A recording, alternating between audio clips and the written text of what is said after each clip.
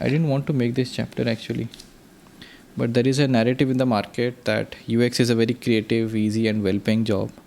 And this is the reason why UX is slowly becoming like engineering in India, where people get into it without any prior interest in the field.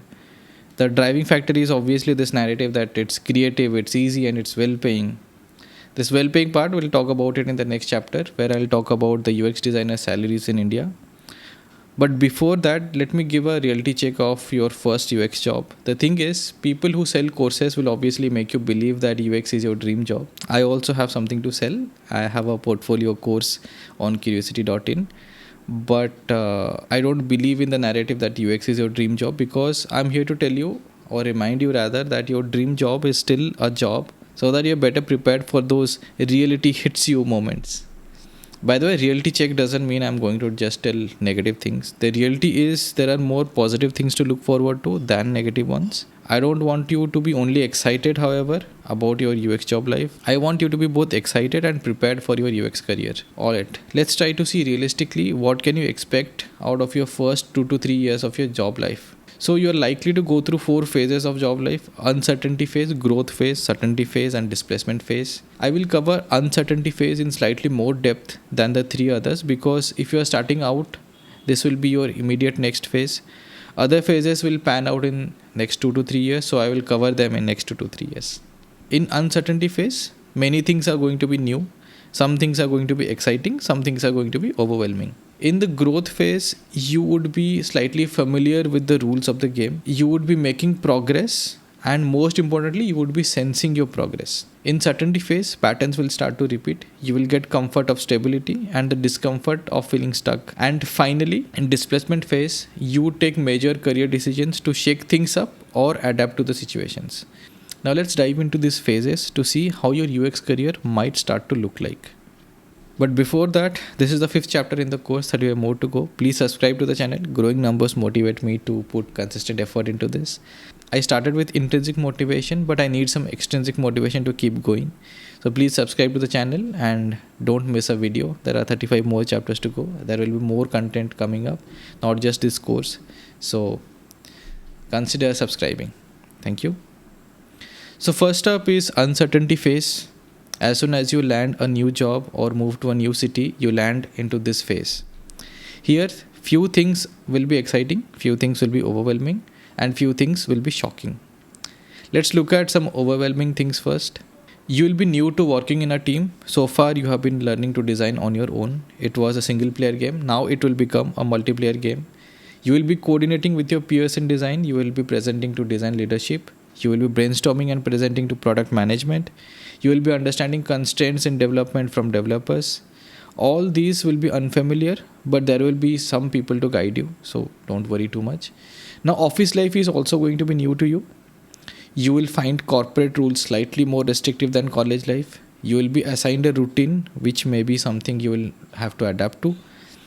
You will not understand the corporate ladder game in the beginning, which is why initially you won't understand why certain people do the things that they do or act the way they do.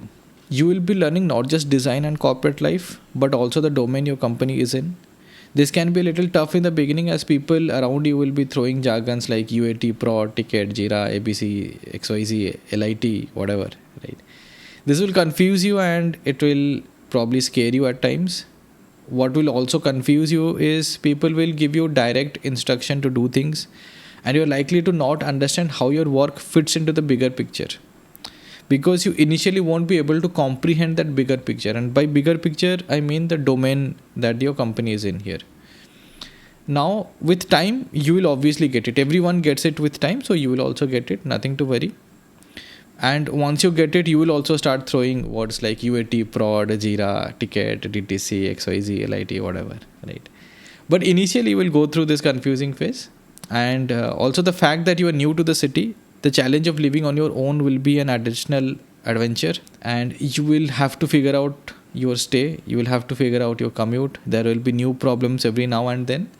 Someday auto strike, someday tap is leaking, someday gas is over. You will slowly create systems to deal with this stuff, but initially it will be a headache. I know this is not part of a UX job, but everything is going to tie up soon. All right, now everything is not that gloomy. There are things that you will be excited about.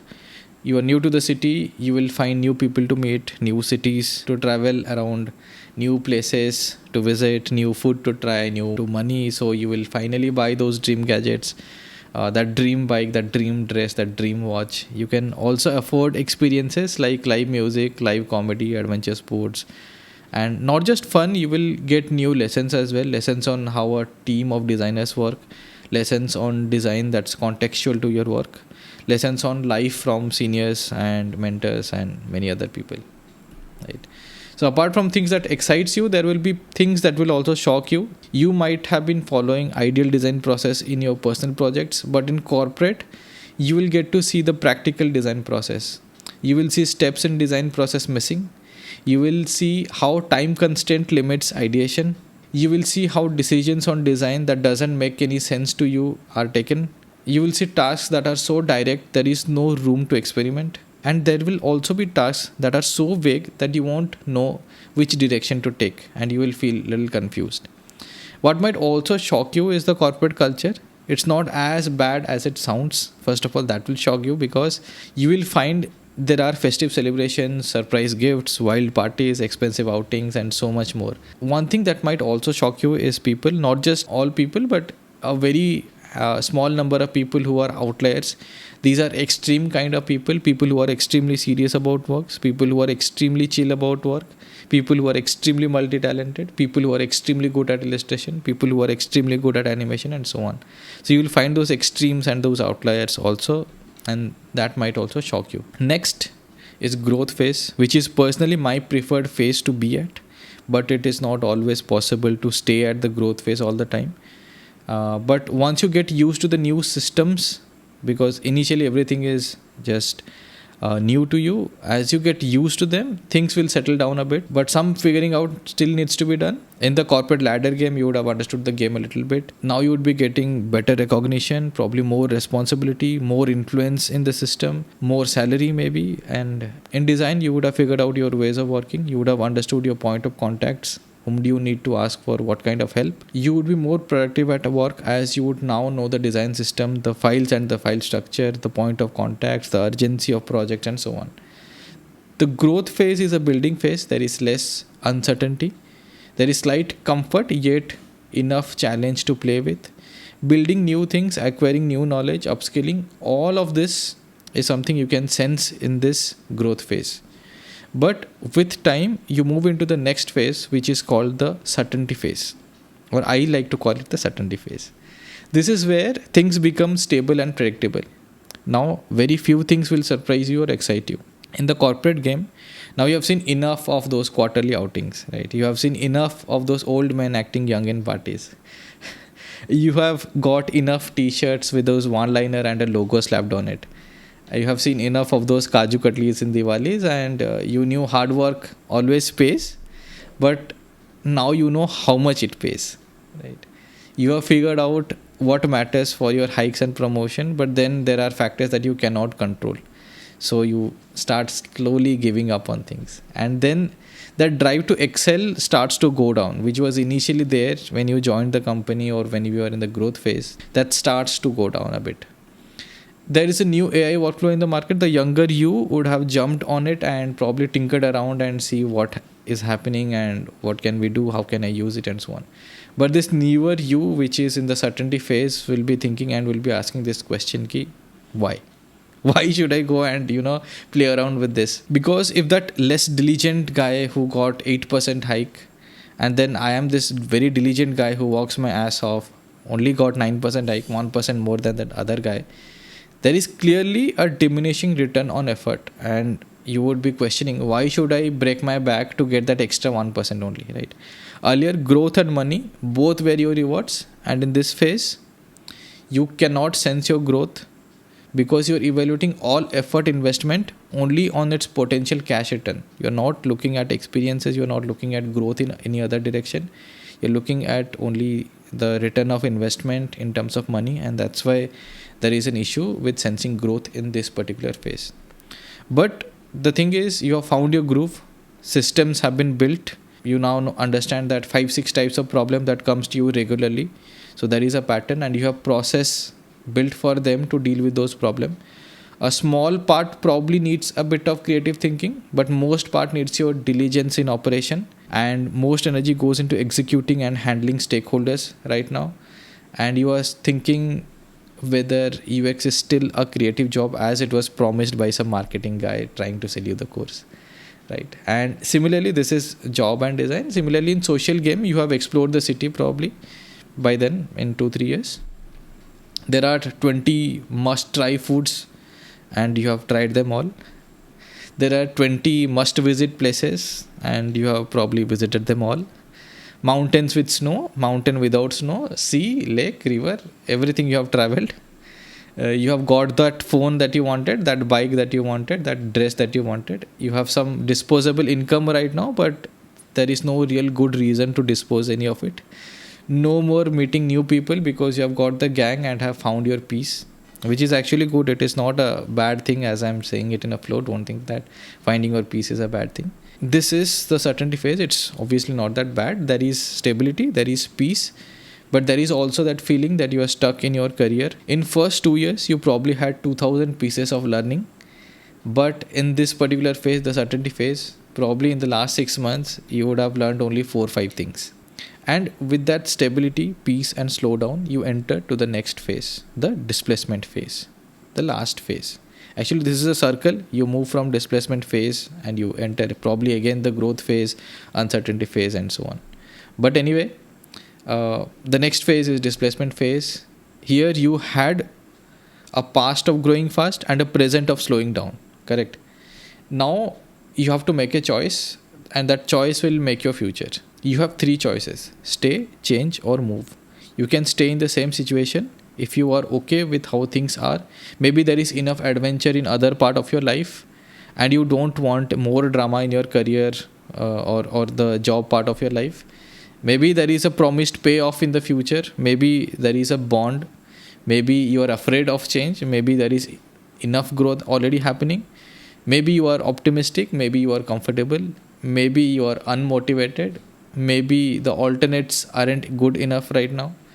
So you can decide to stay, or you can also decide to change. You can ask your manager to facilitate a change. It could be a job role change, or give me more project, or give me a different project, and so on, so that you get into the growth phase again. Or you can pick up a side hustle at the same time. Instead of asking your manager to give you some extra work, you can pick up your own work, which is you can pick up a side hustle to sense a growth phase again, or a hobby to sense growth again, or upskill yourself in design again to sense growth. This is where a lot of people go for higher studies, so that they feel that sense of growth ki, okay, I'm not stuck here and there is more prospect for the future, and so on. You can do many things to add a bit of adventure to your stable, predictable routine, or you can decide to make a career move. Okay? It can be changing companies, or it can be higher studies, or taking a break. Maybe the reason is you want to escape this situation, or maybe the reason is you're driven towards the situation. So there are 2 forces, right? There is a pull force and then there is a push force. And now you must be thinking, bro, 80% of whatever you said applies to all jobs. Then why is it a chapter in this UX course?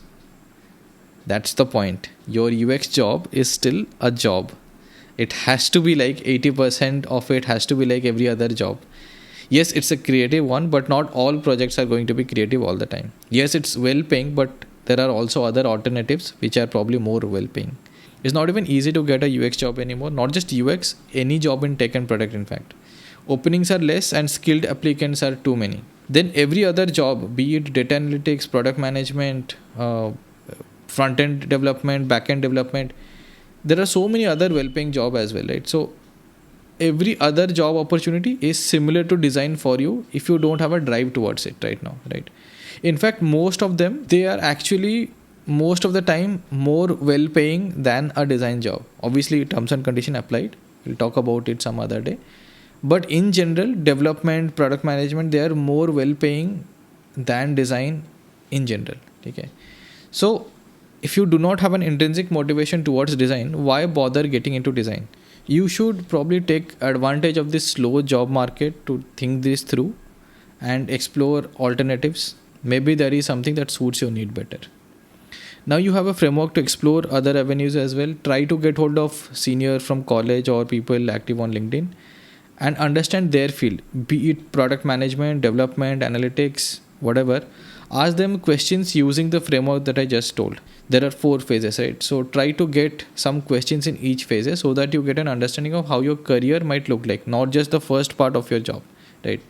So you could ask questions like, how was your first job, which is in the first phase of your job life. Then you could also ask, on what kind of projects did you feel maximum growth on? So you could, this is towards the growth phase. Then did it ever feel at any point that the growth has plateaued or halted for you? Those kind of questions will slightly give you an awareness of what your comfort phase or your certainty phase is going to look like. And you could also ask questions like, what were the reason behind your career switches, so that you understand that when you get into that displacement phase, there are certain things that you can be prepared about, right? So, and then so on, there are multiple questions you can keep asking. This is definitely some hard work to do for sure. But if you have no urgency to get a job, I know for some people there is an urgency to get a job and start making money so that you can, pay your bills or take care of your family and so on. But if you are someone who does not have that urgency, that privilege of not having that urgency to get a job, you can definitely spend 2 weeks to research around that and explore some opportunities before finalizing your career in UX. This is very important because a career is something where you will spend the remaining half of your life. By the way, I'm making all these initial chapters in UX and not getting into the real craft of design yet, solely because of this reason. I want you to first make a well thought decision of getting into UX. So everyone who is taking the course, I'm not assuming that you have already got into UX. I'm assuming that you are still making a decision whether you want to get into UX or not. And then there will be people who, even after exploring everything else, still land up here with UX design. If you are one of them, I will see you in the future videos. And talking about future videos, my next video is about UX designer salaries in India. Fun fact, the salary report that all Indian YouTubers use as a reference, the report that was created in 2021 at Zeta. Fun fact, I had worked on it. So I will tell you how relevant the 2021 and 2022 report are in today's time in the next video. And I don't want only good pay to be the only reason for you to pursue UX, obviously. So lots of in-depth chapters are coming up. Subscribe to the channel if you haven't. Like, share and comment. See you in the next one.